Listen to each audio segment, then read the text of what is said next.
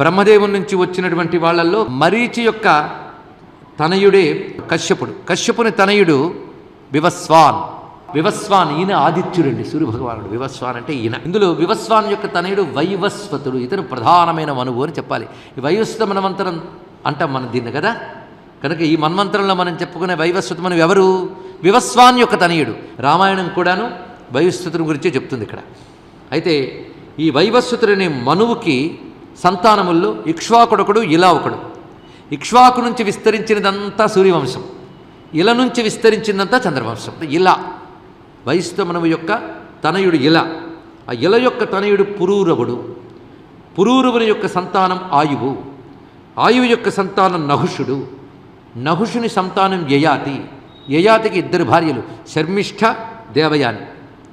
ఇందులో శర్మిష్ఠ పుత్రుడు పూరుడు.